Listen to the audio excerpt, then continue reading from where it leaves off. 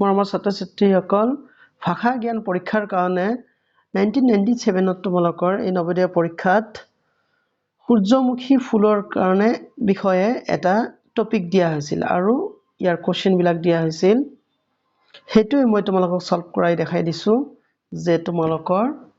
এই ভাষা জ্ঞান পৰীক্ষাৰ ক্ষেত্ৰত কেনেকা কোৱেশ্চন আহে আৰু কেনেকৈ আনসাৰ কৰিব লাগে গতিকে তোমালোকে চাই থাকা আমি আৰম্ভ কৰিছো টপিকটো ইয়াত কি লিখা আছে সূৰ্যমুখী ফুলৰ গছজোপাৰ আকাৰ বহুত ডাঙৰ হয় ইহঁতৰ কাণ্ড বৰ শকত আৰু চুলি শিপাও হয় এই গছৰ পাতবোৰ ডাঙৰ মানুহৰ হৃদয়ৰ আকৃতিৰ আচ্ছা সূৰ্যমুখী ফুলৰ পাহিবোৰ আহাৰ খোৱা প্লেটৰ সমান ডাঙৰ হোৱা দেখা যায় কিছুমান সূৰ্যমুখী ফুলৰ গছবোৰ ওখ মানুহ এজনতকৈ দুগুণ অধিক ওখ হোৱাটো পৰিলক্ষিত হয় বিশ্বৰ বিভিন্ন প্ৰান্তত সূৰ্যমুখী ফুলৰ গছ গজা দেখা যায় এই ফুলৰ গুটিৰ পৰা পোৱা তেলেৰে বিভিন্ন খাদ্য প্ৰস্তুত কৰা হয় ৰং আৰু সাবন তৈয়াৰ কৰাত ব্যৱহাৰ কৰা হয় এই বিশ্বৰ বহুত লোকে সূৰ্যমুখী ফুলৰ গুটি খাই ভাল পায় এয়াই আছিল আমাৰ তোমালোকৰ টপিক গতিকে ইয়াৰ পিছত যিবিলাক কোৱেশ্চন আছিল সেই কোৱেশ্চন বিলাক মই তোমালোকক কেনেকৈ আনসাৰ কৰিব লাগে বুজাই দিবলৈ চেষ্টা কৰিছো আচ্ছা তোমালোকে চাবা কোৱেশ্চন নম্বৰ 21 এই পাঠটিত প্ৰথম দফাটোত কি দৰ্শায় সূৰ্যমুখী ফুলৰ গছজোপা কিমান উপকাৰী চাইছা কোৱেশ্চন কিন্তু সিমান সহজ বুলি নহয় সূৰ্যমুখী ফুলৰ গছজোপা কিমান যে ধুনীয়া সূৰ্যমুখী ফুলৰ গছজোপা কিমান ডাঙৰ আৰু ওখ কেনেকৈ গজি উঠে তেনেহলে তোমালোকে যাবা প্ৰথম দফাত নিশ্চয়কৈ আমাক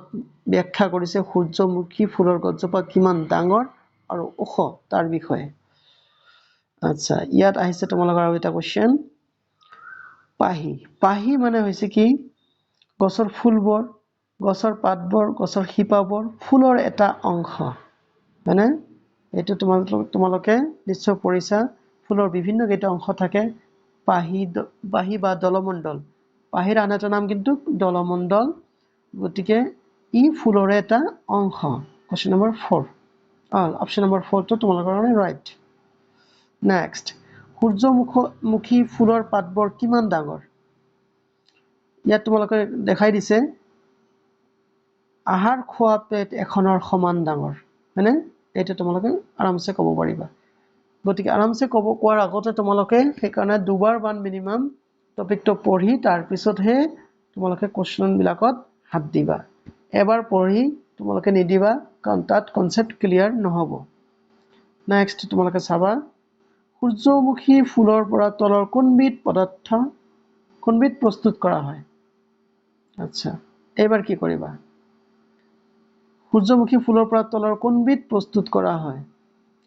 তেলো প্ৰস্তুত কৰা হয় ৰঙো প্ৰস্তুত কৰা হয় সাবনো প্ৰস্তুত কৰা হয় সুগন্ধি দ্ৰব্য প্ৰস্তুত কৰা হয় তেনেহলে তোমালোকে কোনটো আনসাৰ কৰিবা বিভিন্ন ধৰণৰ খাদ্য বস্তু প্ৰস্তুত কৰা ৰং আৰু সাবন তৈয়াৰ কৰা হয় মানে তেলটো হয় এতিয়া তোমালোকে কি আনসাৰ কৰিবা কাৰণ চাৰিটা অপচন দিয়া আছে চাৰিটা অপচনে গতি আমি সূৰ্যমুখী ফুলৰ পৰা পাওঁ তেন্তে ৰং আৰু সাবন ইয়াত দিয়া আছে স্পষ্টকে তোমালোকে কোনটো লিখিবা ৰং সাবন সুগন্ধি তেল এইটোক যদি তোমালোকে আনসাৰ নকৰাই আচ্ছা যেহেতু দুটা অপচনে কাৰেক্ট গতিকে তোমালোকে ফাৰ্স্ট ৰংটো লিখিবা নাই ৰং কি হৈছে ৰং আৰু সাবন নাই ৰঙো আছে সাবনো আছে গতিকে তোমালোকে ৰং লিখিবা নাইবা কোনোবাই যদি সাবন লিখে দুটাৰ এটা অপচন লিখিলেও তোমালোকৰ ৰাইট হ'ব সেইটো কেতিয়াবা তোমালোকক টেষ্ট কৰা হয় যে তোমালোকৰ কনসেপ্ট তোমালোকৰ উইথ মানে উপস্থিত বুদ্ধি আছে নে নাই তাক চাবৰ কাৰণে কেতিয়াবা দুটা অপচনে কাৰেক্ট দিয়া হয়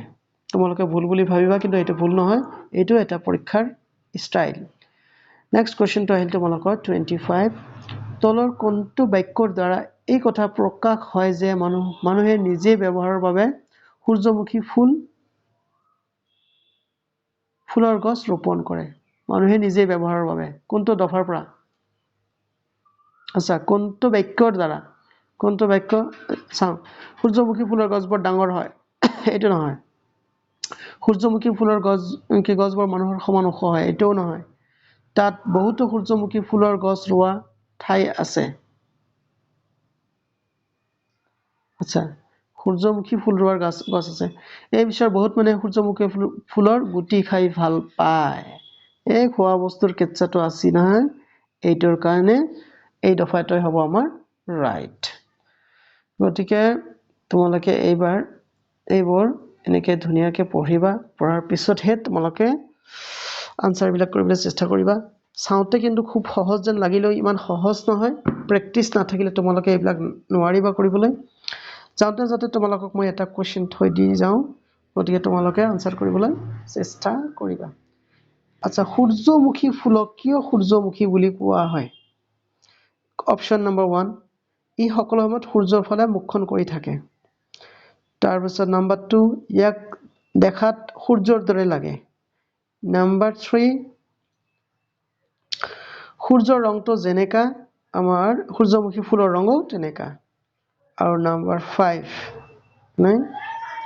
সূৰ্য নামৰ দেৱতাই এই ফুলটো আৱিষ্কাৰ কৰিছিল কাৰণে ইয়াৰ নাম সূৰ্যমুখী ফুল এই চাৰিটা অপচনৰ তোমালোকৰ কোনটো ৰাইট তোমালোকে আনসাৰ লিখিলে হল নাই তেতিয়া মই গম পাম যে তোমালোকৰ আনসাৰটো ৰাইট হৈছে এক নম্বৰ কি ই সূৰ্যৰ ফালে সকলো সময়তে মুখ কৰি থাকে 2 নম্বৰ ইয়াৰ কি আছিল ইয়াৰ ৰংটো সূৰ্যৰ দৰে তাৰপিছত 3 নম্বৰ আছিল 3 নম্বৰটো কি ক'লো তোমালোকক ই সূৰ্য থকা অৱস্থাতহে ই ফুলে তাৰপিছত আৰু 4 নম্বৰটো আছিল তোমালোকৰ